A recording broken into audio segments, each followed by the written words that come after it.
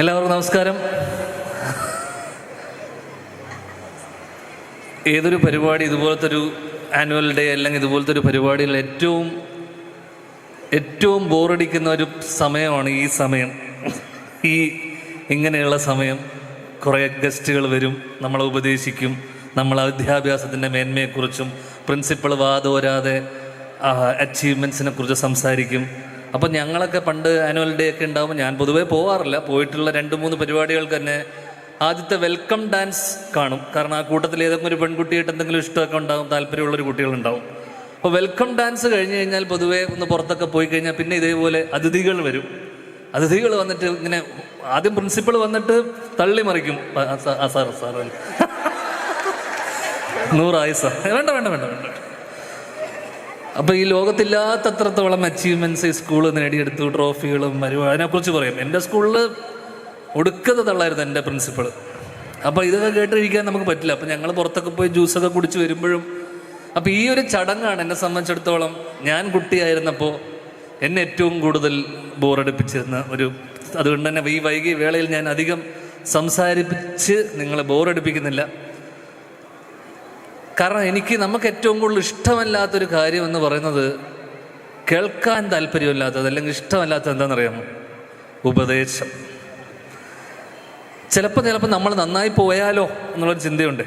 കാരണം എൻ്റെ അച്ഛൻ എന്നെ ഉപദേശിച്ചിട്ടില്ല ഇന്നേ വരെ. എൻ്റെ അമ്മ എന്നെ പലപ്പോഴായിട്ട് പല കാര്യങ്ങളും ഉപദേശിച്ചിട്ട് തോറ്റുപോയ ഒരാളാണ്. കാരണം ഇത്തരം ഉപദേശങ്ങളൊന്നും കേൾക്കാത്തത് കൊണ്ട് തന്നെ നീ വേണമെങ്കിൽ പഠിക്കും, നീ വേണമെങ്കിൽ പഠിച്ചാൽ നിനക്ക് കൊള്ളാം, നീ ചെയ്യുന്നതിനുള്ളത് നീ അനുഭവിക്കും, ഇത്രയേ എനിക്ക് പറയാനുള്ളൂ. അവനവൻ പഠിച്ചാൽ അവനവന് കൊള്ളാം. എൻ്റെ അച്ഛൻ ഇത് തന്നെ എന്നോട് പറഞ്ഞിട്ടുള്ളൂ, നീ പഠിച്ചാൽ നിനക്ക് കൊള്ളാം, നീ നന്നായി ജീവിച്ചാൽ നിനക്ക് കൊള്ളാം. അപ്പോൾ കൂടുതൽ ഉപദേശമൊന്നുമില്ല, അതിലെല്ലാം ഉണ്ട്. അപ്പം ഞാൻ ചെറിയ 1-2 കാര്യങ്ങൾ അപ്പോൾ എനിക്ക് ഒന്ന് ഉപദേശിക്കാൻ ഞാൻ ഒരിക്കലും മുതിരുന്നില്ല വിദ്യാഭ്യാസത്തിനെ കുറിച്ചോ പഠനത്തിനെ കുറിച്ചോ. കാരണം ഞാൻ അധികം സ്കൂളിൽ പോകാതിരുന്ന ഒരാളാണ്. അപ്പോൾ അതുകൊണ്ട് തന്നെ എനിക്ക് കൂടുതൽ അതിനെക്കുറിച്ച് സംസാരിക്കാനുള്ള യോഗ്യതയില്ല. പക്ഷെ 1-2 കാര്യങ്ങൾ പറയാം. കാരണം എൻ്റെ അച്ഛൻ എന്നോട് ഏറ്റവും കൂടുതൽ പറഞ്ഞിട്ടുള്ളൊരു കാര്യം, നീ സ്കൂളിൽ പോകണം, പഠിക്കണം. അതിനപ്പുറം എൻ്റെ അച്ഛൻ അതൊക്കെ നമ്മൾ അതത് പ്രായത്തിൽ ചെയ്യേണ്ട ഒരുപാട് കാര്യങ്ങളുണ്ട്. പക്ഷേ എൻ്റെ അച്ഛൻ എന്നോട് ഏറ്റവും കൂടുതൽ പറഞ്ഞിട്ടുള്ളത്, നീ വായിക്കണം, വായനാശീലം ഉണ്ടാവണം, പുസ്തകങ്ങൾ വായിക്കണം. അങ്ങനെ വായനയിലൂടെ നിനക്ക് ഒരുപാട് കാര്യങ്ങൾ മനസ്സിലാക്കാൻ പറ്റും. ഇപ്പം ഞാൻ എപ്പോഴും ചിന്തിച്ചിരുന്നത്, ഏതോ ഒരുത്തിന് എഴുതി വെച്ച ഒരു പുസ്തകത്തിനാണ് ഞാനിരുന്ന് വായിക്കുന്നതെന്നാണ് എൻ്റെ ചിന്ത അന്നും ഇന്നും. അപ്പോൾ ഞാൻ ഒരിക്കലും അവന് ആദ്യമായിട്ടൊരു പുസ്തകം എഴുതിയവൻ എന്ത് വായിച്ചിട്ടാണ് എഴുതിയിട്ടുണ്ടാവുക? എന്താ വായിക്കാനുണ്ടാവുക? അവൻ വായിച്ചിട്ടുണ്ടാവുക. അല്ലെങ്കിൽ അവൻ എഴുതിയിട്ടുള്ള പുസ്തകം എന്ന് പറയുന്നത് അയാളുടെ അനുഭവങ്ങളായിരിക്കും, അല്ലെങ്കിൽ അയാൾ കണ്ട ലോകമായിരിക്കും. അപ്പം ഞാൻ ചിന്തിച്ചിട്ടുണ്ട്, അച്ഛൻ എനിക്ക് ആദ്യമായിട്ട് ഫിക്ഷൻ എസ് കെ പൊറ്റക്കാടിൻ്റെയും ഒ വി വിജയൻ്റെയും ഇങ്ങനെ അച്ഛൻ എന്നെ വായിപ്പിക്കാൻ വേണ്ടി ഒരുപാട് ശ്രമങ്ങൾ നടത്തി. അപ്പോൾ എനിക്കൊരു താല്പര്യമില്ല, വായനയോടെ എനിക്ക് വലിയ താല്പര്യമില്ല. ഏട്ടനാണെങ്കിൽ എല്ലാം 2 മക്കളുള്ള വീട്ടിൽ സ്വാഭാവികമായിട്ടും അമ്മമാർ ഒരു കമ്പാരിസൺ നടത്തും. അച്ഛന്മാർക്ക് കുറവാണ്, മൂത്തവനെല്ലാം ചെയ്യുന്നുണ്ട്, ഇളവൻ ഒന്നും കൊള്ളൂല എന്ന് പറയുന്ന പോലൊരു ഇപ്പോൾ പൊതുവേ ഒരു ഇതുണ്ടാവും. അതുപോലെ എൻ്റെ വീട്ടിൽ ഞാനായിരുന്നു ബലിയാട്. അപ്പം എന്നെ കാരണം എപ്പോഴും ഒരുപാട് നന്നായിരിക്കുന്ന ഒരു ഏട്ടനോ അനിയനോ അനിയത്തിയോ ചേച്ചിയോ ഉണ്ടെങ്കിൽ നമുക്ക് ജീവിച്ചു പോകാൻ വലിയ ബുദ്ധിമുട്ടായിരിക്കും. അപ്പോൾ അച്ഛൻ വരുന്ന സമയത്ത് എന്നോട് പറഞ്ഞത്, നീ പഠിച്ചില്ലെങ്കിലും കുഴപ്പമില്ല, നീ കുറച്ച് പുസ്തകങ്ങളൊക്കെ വായിക്കൂ, നീ വായനാശീലം ഉണ്ടാവണം. അത് വരുത്തിയെടുക്കാൻ വേണ്ടി ഒരുപാട് എന്നെ ശ്രമിച്ചു. അപ്പോൾ അങ്ങനെ പുള്ളി തന്ന ഒരുപാട് പുസ്തകങ്ങളുണ്ട്. അതിനോടൊപ്പം തന്ന ഒരു പുസ്തകമാണ് സത്യാന്വേഷണ പരീക്ഷണങ്ങൾ, മഹാത്മാഗാന്ധിജിയുടെ ഒരു പുസ്തകം. അപ്പം ബയോഗ്രഫിയാണ്, ഒരാളുടെ ഓട്ടോബയോഗ്രഫിയാണ്. അപ്പോൾ സ്വാഭാവികമായിട്ടും അപ്പോൾ അതിൽ കുറച്ച് സാധനങ്ങളൊക്കെ ഞാൻ വായിച്ചു. അപ്പം നിനക്ക് ഇൻസ്പയർഡ് ആവാനും മോട്ടിവേഷൻ, കാരണം നമുക്ക് എല്ലാ ദിവസവും വേണ്ടത്, ഇന്നത്തെ കാലത്ത് ഏറ്റവും കൂടുതൽ വേണ്ടത് മോട്ടിവേഷനാണ്. ഇൻസ്റ്റഗ്രാം നമ്മൾ തുറക്കുമ്പോഴും അല്ലെങ്കിൽ നമ്മൾ ഫേസ്ബുക്കോ ഇതുപോലെ സാധനങ്ങളൊക്കെ നമ്മൾ മോട്ടിവേഷനും ഇൻസ്പിറേഷനുമാണ് നമുക്കൊരു ദിവസം എഴുന്നേറ്റ് വരുമ്പം ഏറ്റവും കൂടുതൽ ആവശ്യം.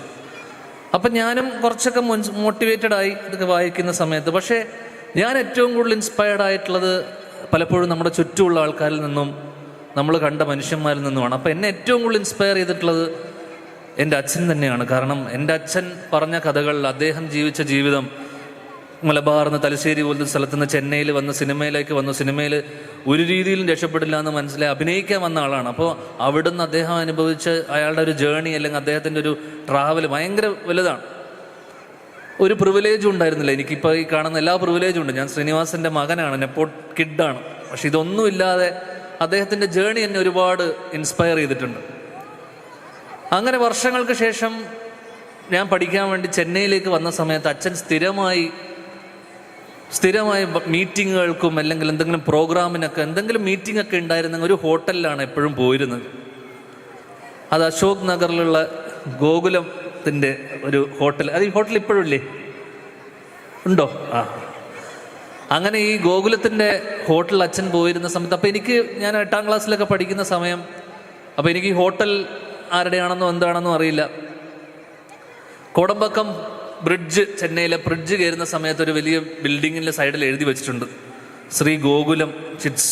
അപ്പോൾ അച്ഛൻ ഇടയ്ക്കിടയ്ക്ക് ഈ ഹോട്ടലിൽ പോകുന്ന സമയത്ത് ഞാൻ ഒരു ദിവസം ആദ്യമായിട്ട് ഞാൻ ശ്രീ ഗോകുലം ഗോപാലൻ എന്ന് പറഞ്ഞ വ്യക്തിയുടെ പേര് കേൾക്കുന്ന അച്ഛൻ്റെ വായിൽ നിന്നാണ്. അപ്പം അച്ഛൻ എന്നോട് പറഞ്ഞു, നമ്മുടെ നാട്ടുകാരനാണ്, വടകരക്കാരനാണ്. അപ്പോൾ വടകരയും തലശ്ശേരിയും അധികം ദൂരമില്ല.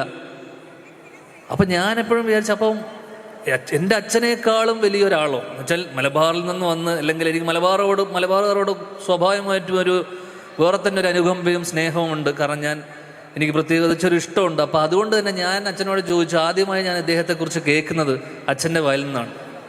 അപ്പം അച്ഛനേക്കാളും വലിയൊരാളും.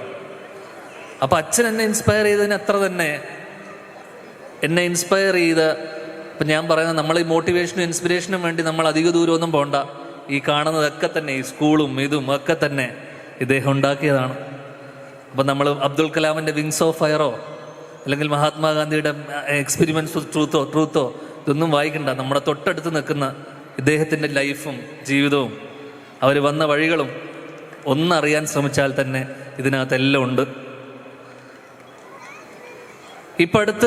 ഇപ്പം ഞാനിവിടെ ഇരിക്കുന്ന സമയത്ത് ഒരു ചെറിയ കുട്ടി വന്നിട്ട് അദ്ദേഹത്തിനോട് വന്ന് സംസാരിച്ചു. അപ്പോൾ കുറച്ച് നേരം സംസാരിക്കുന്നതിനിടയിൽ ഞാൻ ശ്രദ്ധിച്ചപ്പോൾ അദ്ദേഹത്തിനോട് പറഞ്ഞു, അവൻ എന്നോട് വന്ന് സിനിമയിൽ ചാൻസ് ചോദിച്ചതാന്ന് പറഞ്ഞു. അപ്പോൾ ഒരു കുട്ടി വന്ന് ചോദിച്ചു, സാർ എനിക്കൊരു അവസരം തരുമോ സിനിമയിലെന്ന് പറഞ്ഞിട്ട്. അപ്പം വളരെ മിടുക്കനാണ്. അതിൻ്റെ പുറകിലുള്ള ബുദ്ധി ആരാന്ന് എനിക്കറിയില്ല, അവൻ്റെ മാതാപിതാക്കളാവണം. അപ്പോൾ സാറ് അദ്ദേഹം പറഞ്ഞു, ഞാനാണെങ്കിൽ നമ്മുടെ സ്ഥാനത്ത് വേറെ ഇങ്ങനൊരു പരിപാടി നടക്കുന്നതിന് ഒരു കുട്ടി വന്നു ചോദിക്കും, ഞാൻ പറഞ്ഞു പടാ വീട്ടിൽ പടാ എന്ന് പറഞ്ഞേനെ. അപ്പോൾ അദ്ദേഹം പറഞ്ഞു, നീ പഠിച്ച് നീ അത്യാവശ്യം ഇതൊക്കെ ആയതിനു ശേഷം നീ വാ, ആ സമയത്ത് ഞാൻ നിനക്ക് അവസരം തരാമെന്നും പറഞ്ഞു വിട്ടു. ആരാ പയ്യൻ? പോയോ അവൻ? ഇവിടെ ഉണ്ട്. അപ്പോൾ പണ്ടൊക്കെ ഞാനിത് പറയാൻ കാരണം എന്ന് വെച്ച് കഴിഞ്ഞാൽ, ഒരു കോളേജിൻ്റെ ഒരു സ്കൂളിൻ്റെയോ കോളേജിൻ്റെയോ ഒക്കെ ഒരു ചെയർമാൻ വരുന്ന സമയത്ത് നമ്മളൊന്നും അദ്ദേഹത്തിന് അടുത്തോട്ട് പോകാൻ പോലും പേടിക്കും. അപ്പം നമ്മൾ അപ്രോച്ചബിൾ ആവുക എന്നുള്ളൊരു കാര്യമുണ്ട്. അത് നമ്മൾ എപ്പോഴാണ് അപ്രോച്ചബിൾ ആവുക? ഒരാളുടെ അടുത്ത് വന്നിട്ട് നമുക്ക് സംസാരിക്കാൻ. എനിക്ക് ഒരു പ്രായം വരെ ഞങ്ങളുടെ വീട്ടിൽ വരുന്ന മോഹൻലാൽ വരുമ്പോഴും മമ്മൂട്ടി വരുമ്പോഴും അല്ലെങ്കിൽ ഇവരൊക്കെ വരുമ്പോൾ, അച്ഛൻ്റെ സുഹൃത്തുക്കളൊക്കെ വരുമ്പോഴും നമുക്കൊരു സ്വഭാവകമ്പുണ്ട്, അല്ലെങ്കിൽ ഒരു അപ്രോച്ച്, ഇവരുടെ അടുത്ത് പോയി സംസാരിക്കാൻ പറ്റുമോ, ഇതൊരു പേടിയുണ്ട്. അതൊരു റെസ്പെക്റ്റ് കൊണ്ടുള്ളതാണ്. കാരണം അവരുടെ ഒരു സെറ്റപ്പും അവരുടെ ഇതൊക്കെ കാണുന്ന സമയത്ത് അവർ വരുന്നു കാറിൽ വരുന്നു, അത്യാവശ്യം ഒരു ആഡംബരം ഉണ്ടല്ലോ. അപ്പോൾ പിന്നെ ഇവരുടെ അടുത്തൊക്കെ പോയി നമ്മൾ സംസാരിച്ചു കഴിഞ്ഞാൽ അത് പ്രശ്നമായി പോവോ എന്നുള്ളൊരു ചിന്തയുണ്ട്. അപ്പം ഞാൻ മനസ്സിലാക്കിയെന്ന് വെച്ചാൽ, ഇന്നൊരു ചെറിയ കുട്ടിക്ക് അദ്ദേഹം അപ്രോച്ചബിളാണ്. ഇവിടെ ഇരിക്കുന്ന എല്ലാവർക്കും അദ്ദേഹം അപ്രോച്ചബിളാണ്. ഇത്രയും വലിയ ഒരു ദക്ഷിണേന്ത്യയിലെ ഏറ്റവും വലിയ വ്യാവസായിക ശൃംഖലയുടെ തലപ്പത്തിരിക്കുന്ന ഒരാളെ അപ്രോച്ചബിൾ ആവുക. അപ്പം ഞാൻ പറഞ്ഞു വന്ന കാര്യം, നമ്മളിവരുടെ ഹാർഡ് വർക്ക്, എൻ്റെ അച്ഛൻ എൻ്റെ ഹീറോ എന്ന് പറഞ്ഞ പോലെ അവരുടെയൊക്കെ അധ്വാനം, പെർസിവറൻസ്, ഡെഡിക്കേഷൻ, അതോടൊപ്പം തന്നെ ഗ്രൗണ്ടഡായി നിൽക്കുക. ഇതൊന്നും ഒരു സ്കൂളും പഠിപ്പിക്കില്ല. മക്കളെ കണ്ടിട്ടായിരിക്കും, അല്ലെങ്കിൽ അച്ഛനമ്മമാരെ കണ്ടിട്ടായിരിക്കും മക്കൾ പഠിക്കുക. നമ്മൾ ഗ്രൗണ്ടഡായി നിൽക്കുക, വിനയം. അദ്ദേഹം ഒരു ഫിലാന്ത്രോപ്പിസ്റ്റാണ്. അദ്ദേഹം സഹാനുഭൂതി, കൈൻഡ്നെസ്, ഇതൊന്നും തന്നെ അൾട്ടിമേറ്റ്ലി നിങ്ങൾ എന്തൊക്കെ പഠിച്ചാലും എന്തൊക്കെ വലിയൊരാളായാലും നിങ്ങൾ നല്ല മനുഷ്യനായിരിക്കുക എന്നുള്ളതാണ് ഏറ്റവും വലിയ കാര്യമെന്ന് ഞാൻ വിശ്വസിക്കുന്നു. ബാക്കിയുള്ള അച്ചീവ്മെൻറ്റ്സും ബാക്കിയുള്ളതൊക്കെ തന്നെ നിങ്ങൾ ഫോളോ ചെയ്യും. ഈ ഒരു ദിവസം വരാൻ കഴിഞ്ഞതിലും എന്നെ ക്ഷണിച്ചതിലും, കുറച്ച് സീരിയസ് ആയിപ്പോൾ എനിക്കിത് നിങ്ങൾക്ക് പറയാൻ എനിക്കൊന്നുമില്ല. എന്നെ ക്ഷണിച്ചതിലും ഒരുപാട് സന്തോഷം. നന്ദി, നമസ്കാരം.